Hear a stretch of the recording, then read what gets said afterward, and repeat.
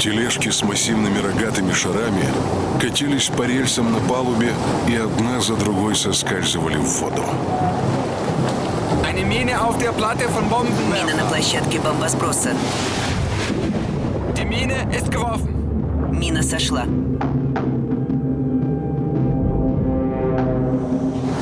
До полуночи оставалось еще несколько минут. Заканчивался последний мирный день, 21 июня 1941 года. Немецкие заградители ставили мины в Финском заливе. Оставалось еще несколько часов до первых ударов по советским аэродромам, до вручения ноты послом Шуленбургом в Москве, а морская война на Балтике уже началась. Обычно утверждается, что в отличие от армии и ВВС, советский флот встретил войну в полной боевой готовности. Действительно, еще 19 июня на флоте была введена готовность номер 2 взамен повседневной готовности номер 3. У всех баз были выставлены дозоры и велась постоянная воздушная разведка. Боевую готовность номер 1 объявили по устному распоряжению наркома Кузнецова незадолго до полуночи 21 июня. Но корабли Балтийского и Черноморского флотов не были приоритетной целью для немецкой авиации. Даже главная база Балтийского флота в Таллине осталась неатакованной. Да и приведение флота в боевую готовность происходило не так быстро, как хотелось. Ништяк, матросик. Для успешного выполнения задания. Товарищ боцман, а самолеты-то не наши. Капитан третьего ранга Грищенко, командир подводной лодки Л-3, писал в своем донесении. 22 июня 1941 года в 4:30 был разбужен сильными взрывами бомб. Грищенко слушает. Да, слушаю. Лодка находилась на Лебавской военно-морской базе. Но бомбы падали не на корабли, а на аэродром истребителей. Если бы целью германских бомбардировщиков стали гавани, они имели все шансы устроить советскому флоту Пёрл-Харбор. Но германское командование рассчитывало запереть советские корабли в базах с помощью мин. Советский военно-морской флот был разделен между несколькими несвязанными друг с другом театрами военных действий – Балтийским и Черным морями, Севером и Дальним Востоком. Быстро усилить крупными боевыми кораблями любой из этих флотов в случае необходимости за счет другого было почти невозможно. Но необходимость обороны морских границ была очевидной. Строительство линейных кораблей с мощными орудиями обходились невероятно дорого. Так называемая советская молодая школа отстаивала возможность асимметричного ответа врагам с помощью подводных лодок и легких сил флота. Некоторые теории утверждали: одна лодка может вывести из строя линкор, несколько лодок стеснить действия целых флотов. Эта доктрина получила поддержку руководства вооруженных сил. Народный комиссар обороны Ворошилов. Мы хотим только защитить наши берега и границы. Легкие силы, наша морская авиация и подводные лодки основательно покалечат нападающего противника. В СССР развернулось активное строительство подводных лодок. Оборонительной стратегии соответствовала и тактика подводного флота.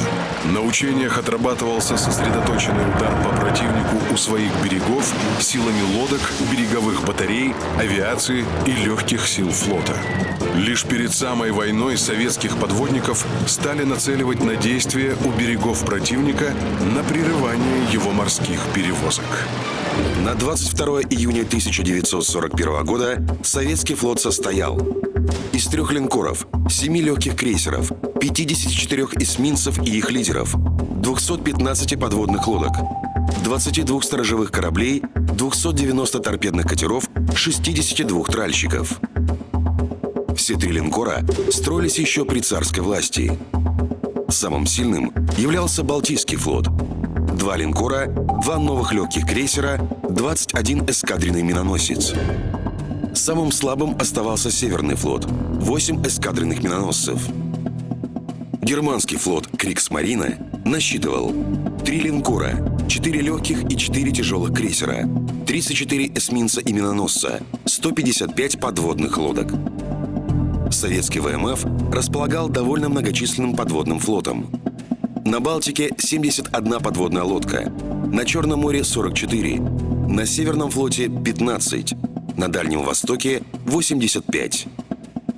Значительную часть субмарин составляли малые подводные лодки типа М, имевшие всего по 2 торпедных аппарата. В 6 часов 30 минут 22 июня 1941 года в штабе Балтийского флота получили приказ наркома Кузнецова. Флоту немедленно начать постановку оборонительных мин и заграждений по плану прикрытия. Адмирал Кузнецов. Однако все реалии начавшейся войны это решение не охватывало. Бывший начальник штаба флота адмирал Пантелеев. Фашистский флот не собирался вторгаться в Финский залив. Наоборот, он намеревался нас в нем блокировать. Первые рейды подводных лодок не принесли успехов. Подводный флот начал нести потери. Окутанный дымом крейсер медленно маневрировал по гавани. Время от времени его орудия выбрасывали пламя. Корабль давал залп главным калибром. Крейсер «Киров» вел огонь по наступающим на Таллин немецким войскам. Противник отвечал огнем тяжелой полевой артиллерии. Боевым кораблям в бухте приходилось маневрировать и прикрываться дымовой завесой. К концу августа 1941 года войска Красной Армии практически полностью отступили из Прибалтики. Очагом их сопротивления оставался Таллин. Немцы и их союзники финны всерьез взялись за блокирование советских морских перевозок. В распоряжении Балтийского флота имелось 2 фарватера – прибрежный и проходящий примерно посередине Финского залива. Немцы перегородили залив минным заграждением с кодовым наименованием «Юминда» из 2500 мин. Минное оружие стало страшным врагом боевых кораблей и транспортов. Каждый 5-й из погибших в ходе войны кораблей стал жертвой морских мин. Главная часть немецкой мины ЭМЦ – шарообразный корпус с 7 тонкими рогами. У него внутри в герметичном коробе располагался заряд из 300 килограммов взрывчатки. Большая часть объема корпуса оставалась незаполненной, и он работал как поплавок. От всплытия на поверхность мину удерживал трос, минреп, прикрепленный к тележке-якорю. Регулировкой его длины изменялась глубина установки мины. Свинцовые рога шарообразного корпуса приводили мину в действие. Когда корабль сминал любой из них своим корпусом, внутри раздавливалась ампула с кислотой, и рог становился своего рода батарейкой. Электрический импульс шел от нее на детонатор и взрывал мину. Прорвавшись к берегу залива, немцы взяли фарватеры под обстрел мощных береговых орудий. Nebel. Дым. Man sieht nichts. Ничего не видно. Worauf sollen wir schießen? Куда стреляем? Несмотря на все усилия полностью прекратить перевозки, врагу не удалось. Дорогу в минных полях прокладывали корабли Балтийского флота, тральщики. Небольшая осадка тральщиков позволяла им проходить над минами и подрезать минрепы тралами, специальными буксируемыми устройствами. Мины всплывали на поверхность. От них можно было уклониться или уничтожить огнем пушек и пулеметов. Морская дорога действовала. Только раненых с 12 по 28 августа из Таллина было эвакуировано морем 7000 человек. Оборотной стороной перевозок было постепенное выбивание боеспособных тральщиков. Они подрывались на отдельных, неглубоко поставленных немцами минах. Настоящим бедствием стали неконтактные магнитные мины, от которых не спасала малая осадка. Эти мины срабатывали от магнитного поля корабля. Сталин Ворошилову. Телеграмма от 26 августа. согласен с твоим предложением насчет оставления Таллина и отвода войск на корабли. Приказ об эвакуации Таллина означал, что за один переход следовало перевести в Кронштадт около 150 боевых кораблей и катеров и 75 транспортных и вспомогательных судов. Им предстояло пройти 220 миль через минные поля под огнем артиллерии, атаками торпедных катеров и ударами с воздуха. При этом имелось всего 26 тральщиков. Планировалось начать переход так, чтобы пройти через Юминду днем, когда подрезанные тралами мины хорошо были видны. Но начавшийся шторм спутал все расчеты. Переход начался только в середине дня, 28 августа. На кораблях и транспортных судах находилось свыше 20 тысяч военнослужащих, защитников Таллина и около 12 тысяч гражданских лиц. К минному заграждению корабли подошли вечером. Флот шел по центральному фарватеру, и немецкие морские батареи стреляли на пределе дальности. После первых всплесков боевые корабли прикрыли транспорты дымовой завесой. Из доклада немецкого командования. Из-за сильных дымовых завес никаких успехов при обстреле не наблюдалось. Прорыв в темноте через Юминду при недостатке тральщиков принес потери как в транспортах, так и в боевых кораблях. Крейсер и эсминцы продолжили свой путь в главную базу флота. Позади еще оставалось множество медлительных транспортов. Многие из них вскоре стали жертвой немецких бомбардировщиков. Из 75 вышедших из Таллина транспортов 12 погибло на минах, 19 уничтожила авиация. Если бы боевые корабли остались прикрывать транспорты, потери от авиации были бы меньше. Но командование требовало сберечь боевые корабли. Несмотря на понесенный урон, основное ядро краснознаменного Балтийского флота удалось сохранить. До главной базы дошел крейсер «Киров», 2 лидера, 11 подводных лодок из 13, 5 эсминцев из 10. Из принятых на борт кораблей и судов 28 тысяч человек доставлено 17 тысяч человек, включая 4 тысячи гражданских. На переходе погибло около 15 тысяч человек, включая членов экипажей кораблей и судов. Буквально через несколько дней последовал сентябрьский штурм Ленинграда немцами. В его отражении участвовало 131 корабельное орудие калибром крупнее 100 мм. Из них треть принадлежали кораблям, прорвавшимся из Таллина. Но 41 год стал для Балтийского флота временем тяжелых потерь. Из 21 эсминца погибли 17. Из 65 лодок – 25. Из 17 базовых тральщиков – 10. Восполнить эти потери за счет строительства новых кораблей в блокадном Ленинграде было невозможно. К 1942 году надежды Гитлера на скоротечную войну с СССР окончательно рухнули. Немцам понадобилась долгосрочная защита их морских коммуникаций.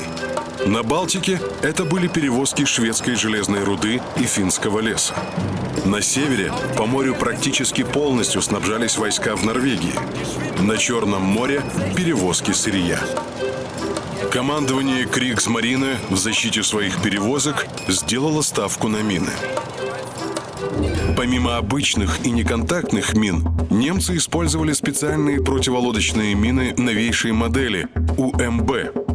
Помимо 5 рогов на верхней полусфере мины, еще 3 рога с детонаторами крепились на ее нижней полусфере. Ведь лодка в подводном положении могла коснуться мины как днищем, так и верхней частью корпуса. УМБ ставили на большее углубление, чем осадка транспортных кораблей, чтобы не мешать обычному судоходству. В начале 1942 года вдоль берегов Северной Норвегии немецкий флот установил обширные минные заграждения, а на побережье – средства наблюдения и артиллерийские батареи. Это сразу же сказалось на характере действий лодок советского Северного флота. Субмарины стали подрываться одна за другой. В апреле 1942 года на мине УМБ подорвалась и затонула лодка Ща-421. В конце апреля из похода не вернулась Ща-401. В мае К-23. В июне Д-3 и М-176. Успехи североморцев существенно снизились. Если в первом и втором кварталах они доложили о 21 потопленном судне, то в третьем всего о 3, а в четвертом только об 1. Потери Северного флота за год составили 9 лодок. 1942 год. Ленинград оставался в блокаде. Финский залив был густо перегорожен минами. Но крейсера и эсминцы не могли прорваться в Балтийское море не только из-за мин. После выхода из зоны истребительного прикрытия советским кораблям угрожали удары с воздуха. Шанс выйти на просторы Балтики имели только подводные лодки. Подводники переживали все трудности блокады вместе с населением города. По нормам им полагалось сливочное масло, вино, мясо. Но в осажденном городе обо всем этом пришлось забыть. К началу летней кампании часть экипажей имела те или иные стадии дистрофии. А на заводах Третьего рейха шведская руда превращалась в танки, артиллерийские орудия, снаряды и бомбы. Только балтийские подводники могли прервать морские перевозки Германии. 9 июня 1942 года. Первыми в этот день вышли в боевой поход лодки Ща-317 капитан-лейтенанта Мохова и Ща-304 капитана 3-го ранга Афанасьева. Через 3 недели с лодки Мохова пришла радиограмма: потопил 5 транспортов. Но на базу она не вернулась, и судьба ее до сих пор неизвестна.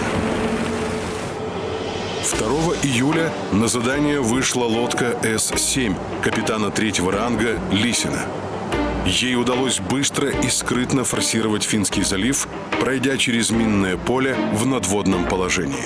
Последний работает Лисина. Он где-то здесь. Первыми нарушили нейтралитет шведы. Утром 9 июля С-7 была безуспешно атакована патрульным самолетом Швеции во время зарядки батарей. Тем же вечером С-7 атаковала и потопила пароход «Маргарета» с грузом угля. Через 2 дня потоплен шведский рудовоз «Лулео», шедший в составе большого конвоя с сильным охранением. Вопреки утверждениям шведского МИДа, оба судна потоплены за пределами территориальных вод Швеции.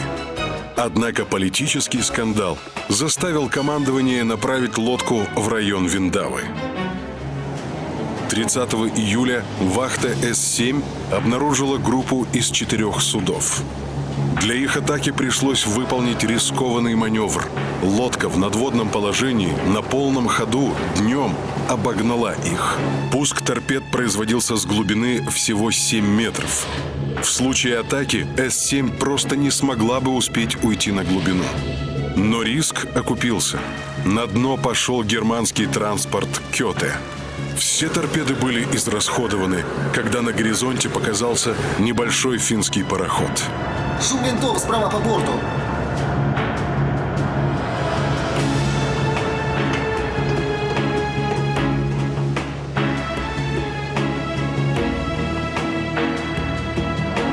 Приготовиться к всплытию! Приготовиться к всплытию! По вооруженному пароходу открыли огонь из 45-миллиметровой пушки, так как на более мощной 100-миллиметровой заклинило затвор. Моряки расстреляли почти 400 снарядов. Пароход затонул, но Лисин успел снять со спасательной шлюпки командира и механика, доставив их в Ленинград. Это был один из немногих случаев, когда лодка доставила в базу Языков. Все члены экипажа лодки С-7 были награждены орденами, а командир представлен к званию Героя Советского Союза.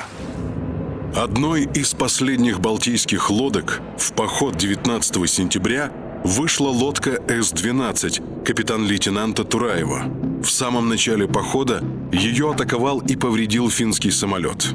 На лодке оказались пробиты топливные цистерны, и она оставляла на поверхности масляный след. Вскоре акустик услышал шум винтов финских катеров. Прямо по курсу шум винтов. Глубина погружения 30 метров. Батарея у лодки почти разрядилась, и возможностей для маневра практически не оставалось. Бомба! Спасла лодку смекалка ее командира. Изучая карту, Тураев заметил небольшую впадинку на дне моря с глубиной 60 метров. Вокруг были глубины 40 метров, и финские катера, сообразно этому, устанавливали свои бомбы. С-12 легла в найденную ложбинку и затаилась. Вокруг гремел настоящий ад.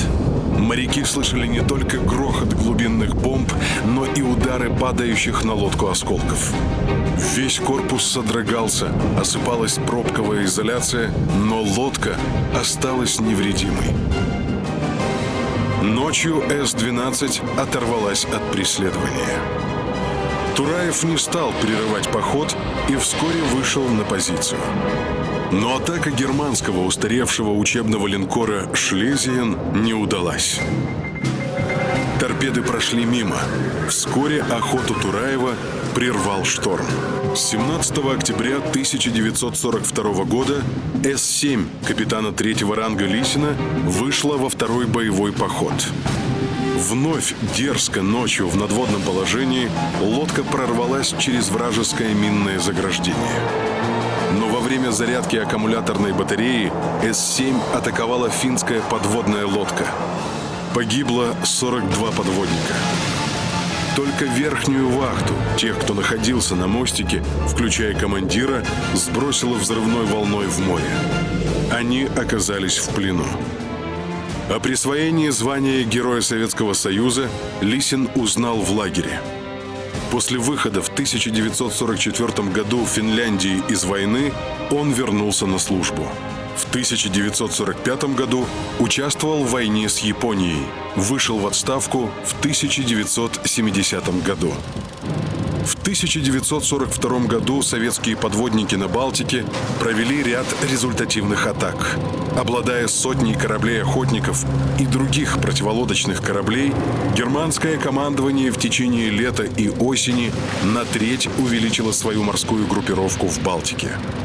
Но этого все равно оказалось недостаточно для эффективной защиты от советских лодок. В 1942-м советские подводники потопили не менее 21 судна и повредили 9. Собственные потери, в основном на минах, составили 12 лодок из 27 выходивших в поход.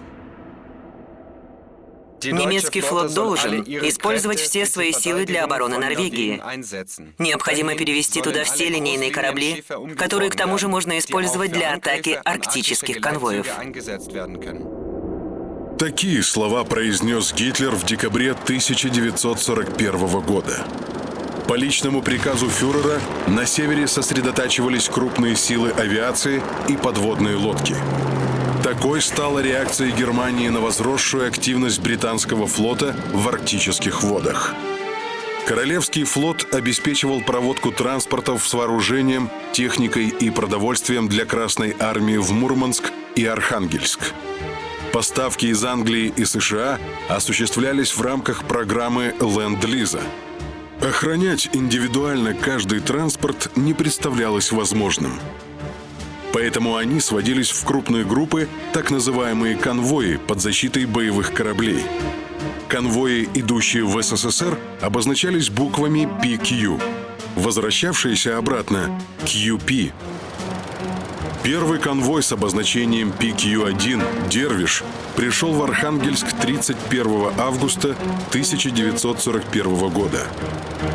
Конвои шли на расстоянии 150-300 миль от норвежского побережья со скоростью не более 9-10 узлов. Условия плавания в северных широтах крайне тяжелы. Осенью и зимой наступает период штормов. Высота волн доходит до 5 метров, а температура воздуха опускается до 30 градусов ниже нуля при порывистом штормовом ветре. Даже опытные моряки во время штормов нередко страдали от приступов морской болезни. Советские эсминцы Северного флота вместе с английскими кораблями участвовали в сопровождении транспортов. Они прикрывали их в зоне своей ответственности от атак авиации и подводных лодок. Количество судов в конвоях постепенно увеличивалось. Поначалу их было всего по 8-12. Первые 7 конвоев в 1941 году прошли вообще без потерь. Лишь конвой PQ-7A, прибывший в Кольский залив 11 января 1942 года, был впервые атакован подводной лодкой. Один транспорт был потерян. Численность конвоев постепенно увеличилась, но одновременно росли потери. В составе конвоя PQ-16 насчитывалось уже 35 судов, 30 союзных и 5 советских. Они пробились в Архангельск и Мурманск с большим трудом и понесли чувствительные потери под атаками немецких подводных лодок и авиации. 5 судов конвоя было потоплено, еще 4 повреждены.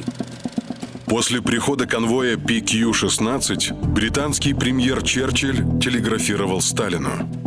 «Мы настроены решительно пробиваться к вам, все с большим количеством вооружений и боеприпасов». Однако завершалась телеграмма Черчилля на тревожной ноте. Из-за Тирпица и других надводных кораблей противника плавание каждого конвоя становится серьезной военно-морской операцией.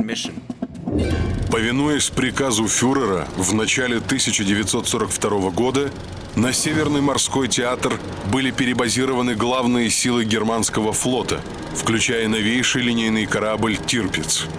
В марте 1942 эскадра во главе с «Тирпицем» уже выходила для атаки конвоя PQ-12, но не смогла его обнаружить из-за плохой погоды. Новый конвой PQ-17 покинул Исландию 27 июня 1942 года. PQ-17. На тот момент он стал самым многочисленным караваном союзников. В его состав входили 34 судна, в том числе 2 советских – танкеры «Азербайджан» и «Донбасс». Перевозимого им оружия и техники хватило бы для вооружения армии численностью в 50 тысяч человек. Для защиты конвоя англичане выделили значительные силы. В состав непосредственного эскорта входило 19 боевых кораблей и 2 подводные лодки. Отряды ближнего и дальнего прикрытия включали 2 линкора, авианосец, 6 крейсеров и 17 эсминцев. В свою очередь, немецкое командование собрало в кулак группировку из новейших боевых кораблей во главе с Тирпицем для разгрома очередного конвоя союзников. Операция получила кодовое наименование «Рёсельшпрунг» – «Ход конем». 4 июля конвой атаковали германские самолеты, но боевые корабли охранения отбили атаки.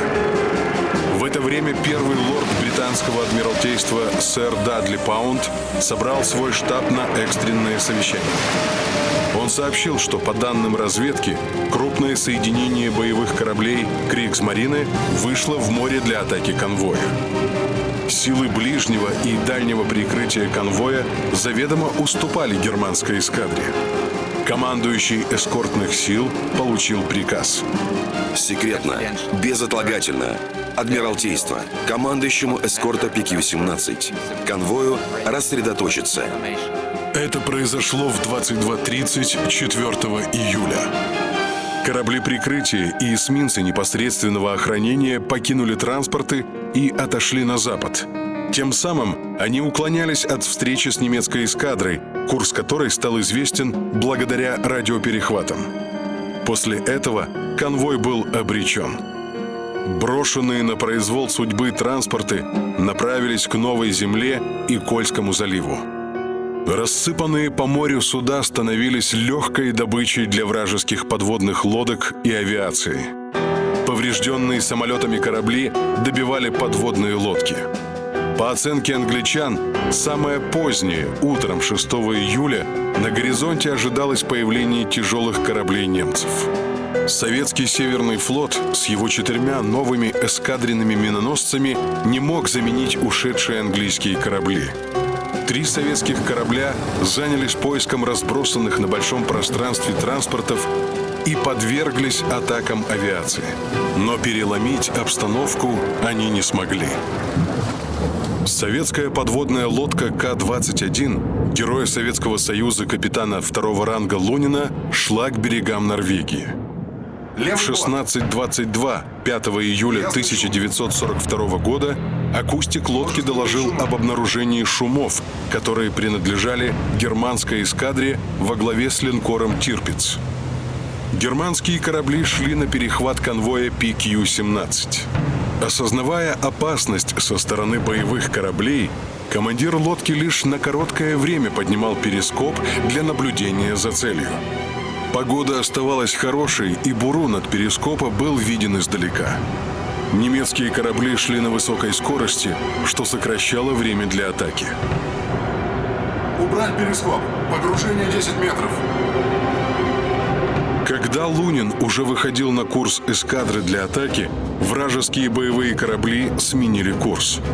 План пришлось менять. 305. Курс 305. Лево на борт. Лево на борт. Самый полный вперед. Самый полный вперед. Теперь оказавшаяся внутри ордера эскадры К-21 могла поразить цель только кормовыми торпедными аппаратами. Аппараты пли. Лунин выпустил 4 торпеды, и подводники замерли, ожидая взрывов торпед.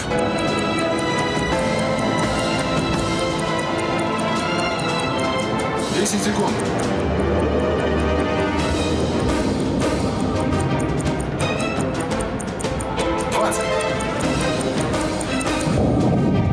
Есть попадание. Есть попадание. 2 взрыва слышали на К-21, и подводники приняли их за попадание в цель. Командир лодки дал радиограмму командующему флотом об успешной атаке вражеской эскадры. Но подводники ошиблись. Торпеды прошли мимо. Ближе к вечеру германское соединение пыталось атаковать британская субмарина, но она даже не смогла прорваться через завесу эскорта. Тем же вечером командующий германским флотом гросс-адмирал Редер принял решение о возвращении немецкой эскадры в базу. Она была обнаружена противником, и Редер опасался за судьбу своих крупных кораблей. Из 34 судов конвоя PQ-17 потоплено 23, то есть 2/3. На дно пошли 80% отправленных в СССР автомашин, 70% танков и 70% самолетов. Во избежании повторения разгрома движение конвоев приостановили почти на 3 месяца. Следующий конвой PQ-18 отправился в путь только в сентябре. Он потерял 10 судов из 39 отправленных. На потопленных судах погибло 153 человека. Советскими кораблями спасено 300 английских и советских моряков. В период с 5 по 24 июля корабли Северного флота совершили 193 выхода для поиска и конвоирования транспортов. Авиация флота произвела 304 вылета на разведку, поиск и прикрытие судов. В атаке на PQ-18 немецкие крупные корабли уже не участвовали. Инциденты с составлением конвоя силами прикрытия больше не повторялись. В проводке PQ-18 плечом к плечу вместе с кораблями союзников принимал участие эсминец Северного флота «Гремящий». В конце 1942 года несчастливое сочетание PQ заменили 2 другие буквы – JW. Черноморский флот, как и Балтийский, стал заложником обстановки на сухопутном фронте. Немецкие наступления фактически вытеснили главные силы флота из Севастополя, который героически оборонялся до начала июля 1942 года. Основной задачей подводных лодок стала борьба с транспортами на коммуникациях противника, порой стоящих очень далеко от родных берегов. Обнаруженный верхней вахтой подводной лодки Ща-205, идущий под берегом транспорт не нес ни марок нейтралитета, ни каких-либо признаков государственной принадлежности. Это контрабандисты. Согласно англо-турецкому соглашению, вся хромовая руда, добытая в Турции, приобреталась Великобританией. Таким способом они хотели лишить хрома Германию. Эта легирующая добавка была важнейшим компонентом для военного производства. Однако немцы сумели договориться с Турцией о контрабандных поставках этой дефицитной руды. Для борьбы с этими перевозками у берегов Болгарии и действовали советские подводные лодки. Увидев лодку, капитан турецкого транспорта Дуатепе предпочел спрятаться в одной из бухт на побережье. Командир советской подводной лодки, капитан-лейтенант Сухомлинов, решил потопить цель артиллерией. 136 выпущенных 45-миллиметровых бронебойно-зажигательных снарядов превратили турецкое судно в плавучий костер. Следующей жертвой лодки стал небольшой турецкий транспорт «Шафак». Носовые аппараты к бою. Носовые аппараты к бою. Интервал 5 секунд. Первый аппарат. Товсь. Интервал 5 секунд. Первый аппарат. Товсь. Две всаженные в борт торпеды буквально разнесли судно в клочья. Следующим походом Ща-205 22 июня 1942 года стала доставка в сражающийся Севастополь боеприпасов. В обратный путь лодка взяла 50 раненых защитников города. Для небольшой «Щуки» это было очень много. Под атаками вражеской авиации, сбросившей около 40 глубинных и авиационных бомб, лодка с заклиненными рулями прибыла в Новороссийск. Черное море не столь тесный и опасный театр военных действий, как Балтика. Трудности здесь создавали малые глубины 10-15 метров, а местами до 8 метров. Немцы плотно прикрывали противолодочными минами прибрежные районы. Но лодки продолжали атаковать вражеские транспорты. 21 октября 1942 года капитан-лейтенант Гришилов на малютке М-35 потопил идущий в охранении канонерской лодки и двух тральщиков немецкий танкер «Лепрогресс» с грузом сырой нефти и бензина. В августе 1943-го капитан третьего ранга Гришилов уже на более крупной лодке Ща-215 потопил турецкий транспорт «Тизбе», сопровождаемый двумя эсминцами и двумя охотниками за подводными лодками. На дно пошли 1600 тонн контрабандной хромовой руды. В 1944 году Гришилов был удостоен звания Героя Советского Союза. Действия советских подводных лодок на Балтике в 1942 году заставили немцев предпринять экстренные меры. Минных заграждений было явно недостаточно. Весной 1943 года германское командование пошло на возведение поперек Финского залива громадного сетевого заграждения. На протяжении 25 морских миль между островами Найсаар, скалой Порккала и островом Мякилуота в два ряда залив перегородила гигантская стальная сеть «Валерос». Сеть была достаточно прочной, чтобы ее не могла прорвать даже самая крупная подводная лодка. Немцы усилили и минные заграждения, установив еще 9000 мин. На острове Гогланд появилась немецкая станция прослушивания для обнаружения лодок. Новое сражение под водой и над водой началось. Советское командование не знало о новом заграждении противника, и вечером 17 мая 1943 года гвардейская подводная лодка Ща-303 капитана третьего ранга Травкина вышла в море. 19 мая лодка коснулась минрепа, а гидроакустик зафиксировал ритмично повторяющийся скрежет металла. Это звук от сетей заграждения. Их раскачивает волнами. Травкин сделал правильный вывод, что это звук, раскачиваемой волнами сети. Несколько попыток преодолеть заграждение успеха не принесли. Лодка, словно в невидимую стену, упиралась в подводные препятствия. Акустик постоянно обнаруживал присутствие противолодочных кораблей противника, которые сковывали маневр субмарины. Подготовить радиограмму на землю. В районе обнаружены сети. Координаты. Другой, вышедшей в море подводной лодке Ща-408, повезло меньше. Она была обнаружена противником и потоплена. Краснознаменная подводная лодка Ща-406 Героя Советского Союза капитана третьего ранга Осипова также не вернулась на базу. Когда лодка Травкина пришла в базу, это было воспринято как возвращение с того света. Командование флота не оставляло мыслей о прорыве вражеского сетевого заграждения. Сети бомбили с воздуха, надеясь пробить в них бреши. Одновременно было решено направить находящиеся у острова Лавенсари подводные лодки с задачей произвести разведку сетей и форсировать их на предельной глубине. 28 июля для выполнения этого задания отправилась в поход лодка С-12 капитана 3-го ранга Бащенко, а 30 июля С-9 капитана 3-го ранга Мыльникова.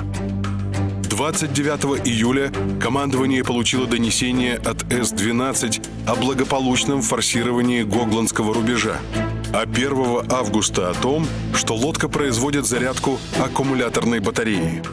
В дальнейшем связь с кораблем прекратилась. Предположительно, лодка потоплена вражескими кораблями. Вечером 30 июля 1943 года из базы вышли С-9 и С-12. С-9, подойдя к заграждению, выстрелила по нему торпедой. Обследование сети показало, что ни бомбы самолетов, ни торпеда не нанесли ей видимых повреждений. С-9 направилась обратно, но на базу она также не вернулась. После этого попытки прорыва через сетевые заграждения «Валерос» были прекращены. В подводной войне на Балтике наступила вынужденная пауза. В силу географических условий корабли Черноморского флота запереть в базах было непросто. Поэтому они обладали большей свободой действий, чем моряки-балтийцы. Но черноморцам пришлось в полной мере ощутить воздействие новинки Второй мировой противокорабельной авиации. Надводные корабли Черноморского флота в течение войны предпринимали ряд набеговых операций на порты Румынии и оккупированного немцами Крыма. Самый первый набег 26 июня 1941 года с целью нанесения артиллерийского удара по нефтехранилищам румынского порта Констанца закончился потерей лидера «Москва» на мине. Последующие атаки побережья продумывались уже гораздо тщательнее. Их целью было разрушение портовых сооружений, уничтожение складов и нефтебаков. Удары по портам Крыма, оккупированного врагом, казались более безопасными. В ночь на 6 октября 1943 года отряд из лидера «Харьков» эсминцев «Способный» и «Беспощадный» вышел из Туапсе для обстрела немецких позиций в Ялте и Феодосии. Обстреляв цели, корабли легли на обратный курс. В 8 часов 15 минут отряд атаковали 8 юнкерсов Ю-87, прикрываемых 4 истребителями. Лидер «Харьков», получивший прямое попадание в котельное отделение, был взят на буксир «Способным». Еще 4-жды немецкая авиация атаковала корабли. В последнем налете участвовало уже 25 юнкерсов и большая группа истребителей. В сражение вступили истребители ВВС флота. Силы были слишком неравными. Тем не менее, истребители и зенитчики уничтожили 18 вражеских самолетов. В этом бою все 3 советских корабля погибли. Катера и гидросамолеты спасли 123 человека. Погибло 780 моряков. После этой трагедии Ставка главкомандования запретила без специального разрешения использовать крупные надводные корабли вдали от своих баз. Моряки на мостике подводной лодки напряженно вглядывались в темноту. Наконец, с берега мелькнул долгожданный сигнал фонариком. Подводная лодка С-56 Северного флота в ночь с 5 на 6 апреля 1943 года высаживала разведгруппу на побережье противника. Это была одна из типичных задач советских подводных лодок во время войны. Они регулярно высаживали и забирали разведывательные и диверсионные группы. Подводная лодка С-56 капитана 2-го ранга Щедрина недавно прибыла на север с Тихоокеанского флота. Для этого ей пришлось преодолеть долгий и опасный путь через 2 океана.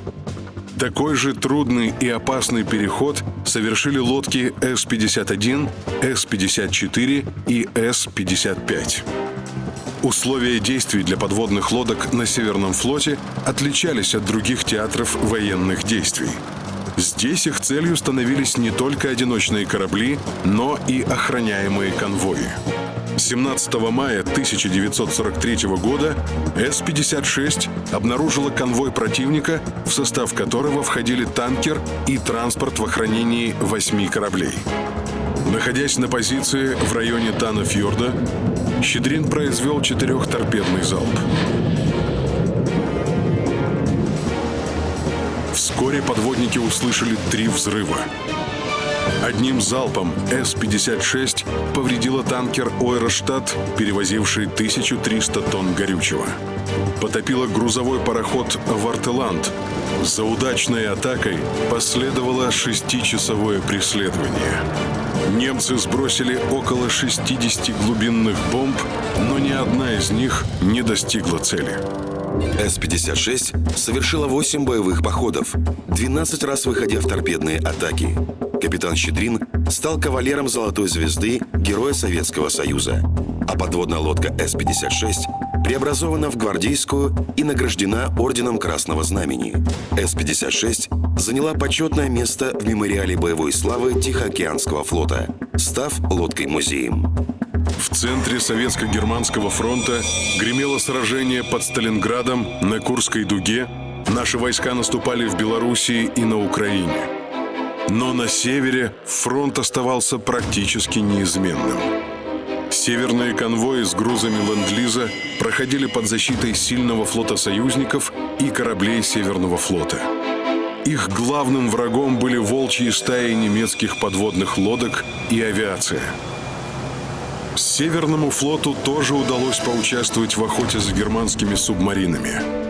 28 августа лодка С-101 капитан-лейтенанта Трофимова, находящаяся к северо-востоку от мыса Желания, обнаружила в Карском море вражескую подлодку. 3-торпедный залп С-101 стал гибельным для возвращавшейся с минной постановки в Карском море немецкой подводной лодки У-639.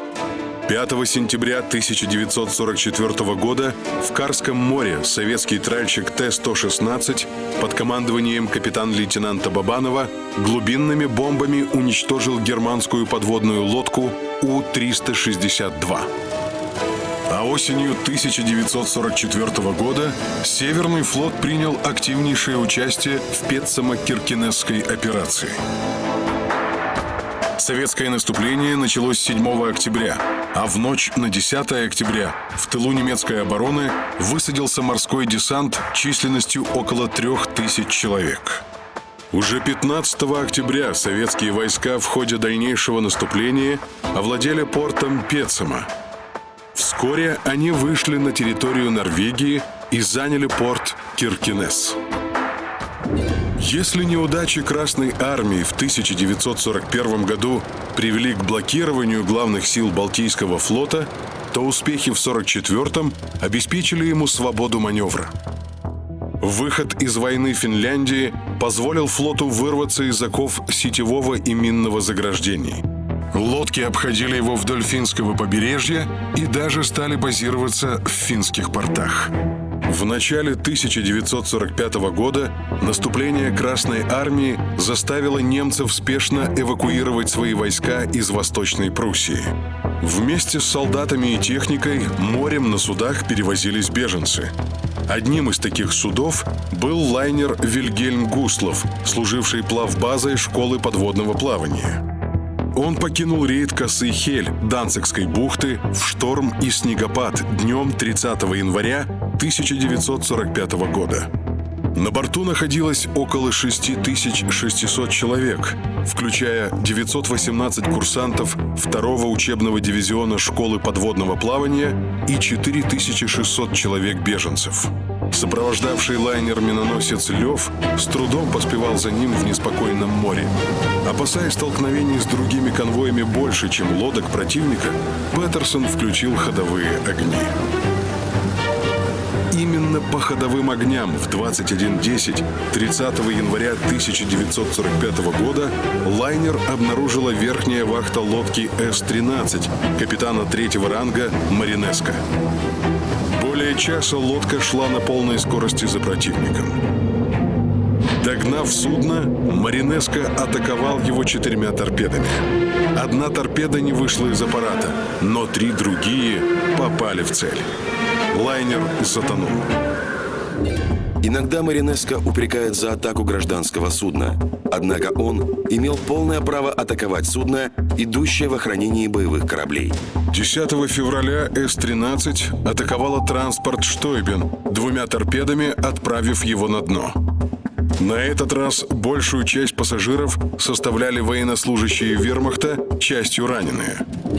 Первые месяцы 1945 года стали временем убедительных успехов Красной Армии.